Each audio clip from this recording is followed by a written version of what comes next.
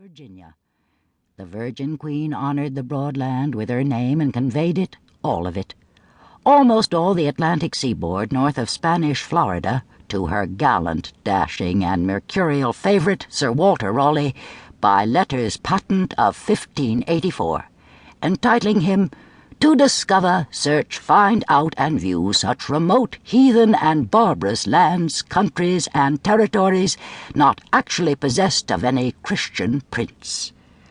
But Raleigh's colonization effort, his Roanoke Island plantation, ended in misfortune and mystery. The Roman letters C.R.O. carved on a tree trunk high on a cliff were the only clue to the disappearance of the 117 men and women set ashore there in 1587.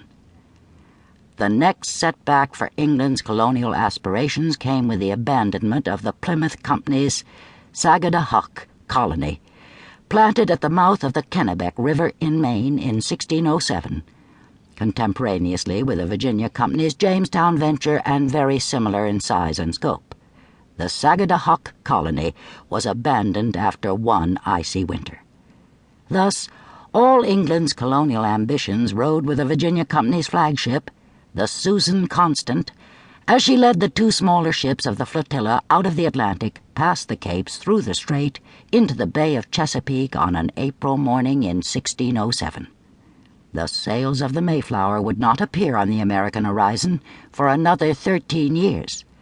The Pilgrim's landing at Plymouth Rock was still more than a decade off in the unpredictable future when the Virginia Company's 3 vessels sailed into the unpredictable waters of the Chesapeake.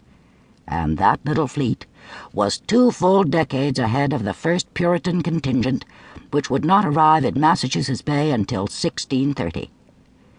It is almost certain that if there had been no Jamestown, there would have been no Plymouth, in the opinion of colonial historian Thomas J. Wertenbaker. How, then, the Founding Fathers of Massachusetts contrived to steal the thunder from the Founding Fathers of Virginia is not easy to make out. Much of the larceny dates back to the vicious sectionalism of the post-Civil War period, when the Boston Brahmins wrote American history without a South. The legend of the preeminence of the Massachusetts colony began even earlier, with the early New England chroniclers and orators, who reflected pride in the fact that theirs alone among all the planters had been a distinct, a purely moral purpose, a wholly religious dedication. The Puritans of New England founded a city upon a hill. They were conscious of a worldwide audience, the eyes of all people upon us. Theirs was an errand into the wilderness. 19th-century American literature, notably the versifying of Longfellow, enlarged on this theme, and America seized upon the identification with Puritans and Pilgrims as the most heroic of national origins. Not only was the Puritans' moral purpose loftier than the Virginians', so was their socio-economic status.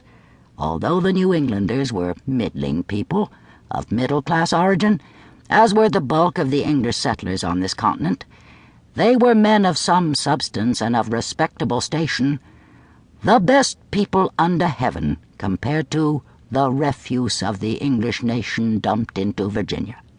The Virginia contingent consisted of soldiers of fortune, mercenaries, vagabonds, desperadoes, convicts, and debtors. The scum of people, in the words of Sir Francis Bacon, who deplored the raffish crew recruited by the Virginia Company for this colonial enterprise. Modern scholarship, in reappraising the Old Dominion, has rejected the legend of the rollicking cavalier origins of the Virginia colony. It now questions the imputation of an exclusively imperialistic, exclusively mercantilistic motivation on the part of the founders. Clearly, the Virginia Company was a joint stock company seeking profits for its adventurers, investors, and a new world market for English commerce, but its royal charter of 1606 specifies with equal clarity that it was being incorporated for the glory to be achieved in the propagating of Christian religion to such people as yet live in darkness.